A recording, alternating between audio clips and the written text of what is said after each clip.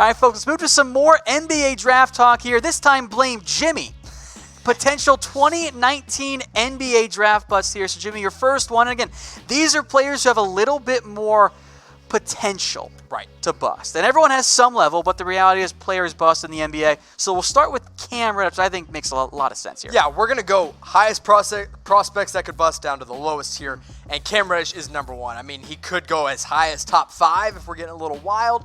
And he could fall to the bottom of the lottery because of the potential he has. I mean, he came out as a top prospect in high school into Duke and just had an up and down year. I mean, didn't shoot it that great from 3. That was supposed to be his specialty. He didn't shoot well at all last year. 35.6% from the field, 77% from the free throw line.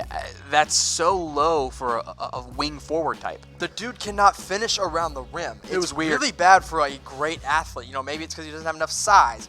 Maybe he was a little hurt. I don't really know. But Cam Reddish at only 13.5 points per game is definitely troublesome. He has potential to be a great player, but if he does things the way he did them at Duke, he's not going to be. And some team that picks him in the top half of the lottery is going to be super upset in a couple of years. His true shooting percentage is below 50%. Oof. That's pretty brutal. Now on the flip side for Reddish, and the positive side of it here, they do have the upside. Yep. And I think from, if you're drafting in that 7 to 13 range, it does make some sense to take the gamble. Yeah, maybe he's going to bust, but maybe he does become that, Wiggins-type scorer that you want on the wing there. If he becomes Andrew Wiggins, though, is he a disappointment? I know Wiggins was a number 1 pick. And if he goes 7 or 8, I don't think so. Okay, that's fair. Yeah. And especially in this draft, which isn't all that strong, that's good. Yeah. But if you're expecting him to turn into Paul George, like some people are saying, you're going to be very That's like the absolute ceiling. I think Wiggins a little bit more likely, and then, worst case is if he becomes Ben McLemore. Yep. Which, you definitely don't want to have happen there. And then, again, some of the weaknesses you pointed out here, it's the finishing. That's where that contact comes from. He doesn't seem to like it very much. Yeah, he gets scared when he goes inside. And if he's scared at the collegiate level, how scared is he going to be when everyone's bigger, stronger, faster? I mean, imagine if he goes up and sees Joel Embiid stand there. He's going to run to the other side of the court. He's not going to try to finish on him. All right, so which team should draft Cam Reddish? So in terms of maximizing his upside, Jimmy, who do you have in mind? I'm thinking Atlanta. I Okay, think Atlanta makes the pick. most sense with one of their 2 top 10 picks that we just talked about could be ended up getting traded. So Cam Reddish makes a lot of sense alongside Trae Young. The Chicago Bulls, maybe if they don't get one of their point guards, but I think they would target a Garland or a Kobe White above Cam Reddish. Can I throw out the Washington Wizards as just a fit, where Reddish would kind of get to be the guys if and when they move Bradley Beal very quickly in his career? Yeah, I like it. Which maybe isn't the best form, but... Right. Maybe it's asking a little bit too much of him early on, and that's where the bust potential comes in. We'll do another bust here. How about Jaxson Hayes, the big man out of Texas? What do you make of him, Jimmy? I'm not as confident saying this guy will be a bust, but I do think there is... Family friend of mine. Be careful. Interesting. Yeah.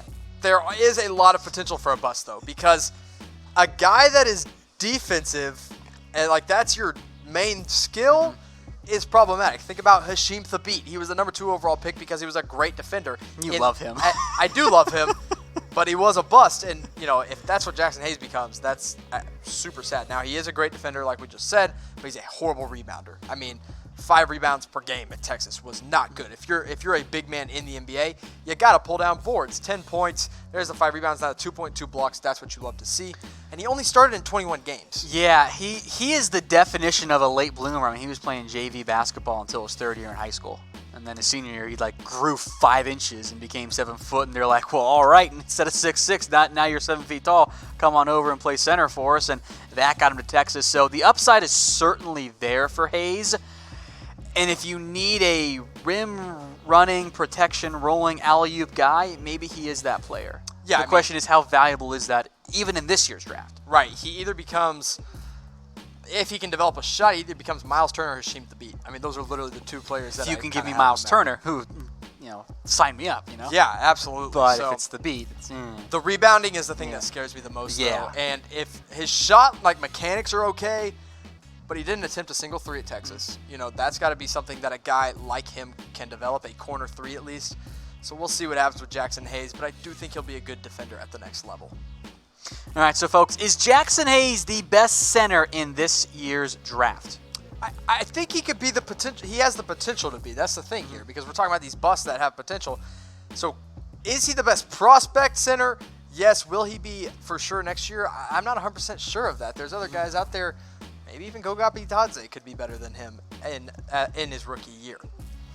All right, so let us know in the chat there, guys. Speaking of centers, how about Bol Bol, who I think has to be on this list, less because of the talent, but because of everything surrounding him, namely the weight and I am pretty concerned about that foot injury.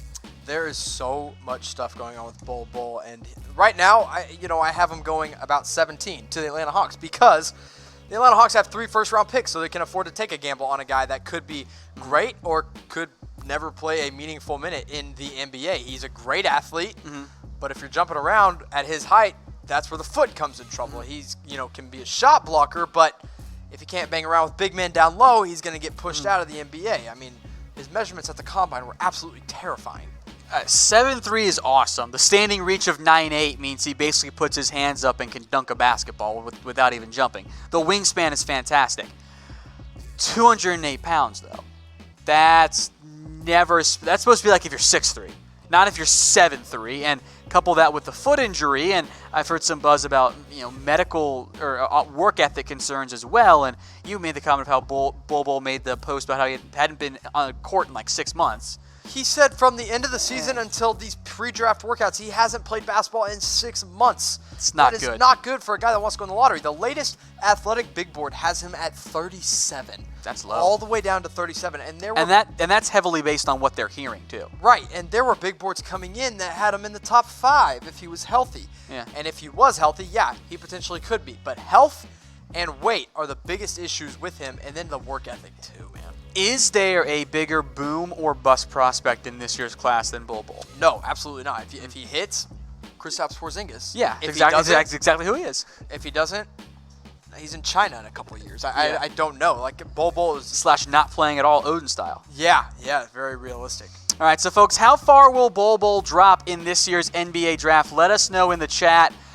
I don't think he goes in the lottery. I think he goes just outside of it. Maybe like at 14 to Boston could still make some sense, but I think he's outside of it because there are serious concerns about that medical injury. I'm going to stick with my projection at 17 for the Atlanta Hawks.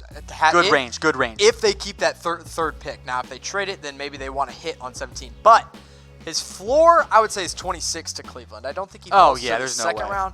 But 26 Cleveland, I think that makes sense too. Alvin says undrafted. Probably in the chat there. So we got all kinds of ranges there around Bol Bol. All right, let's move back to the wings. About Romeo Langford, who's got the size and the athleticism and was a touted high school recruit. And then I think in large part because of that thumb injury he's still dealing with, he couldn't shoot this year. 27.2% from 3 for a combo guard forward type.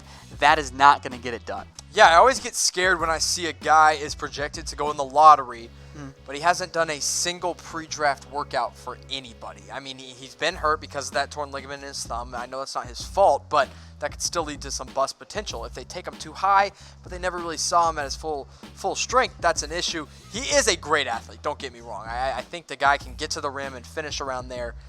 But if you get down low, and in all reality, this guy doesn't have huge boom potential. It's more just bust. I mean, maybe he's one of those guys that's taken late lottery and just never really plays meaningful minutes.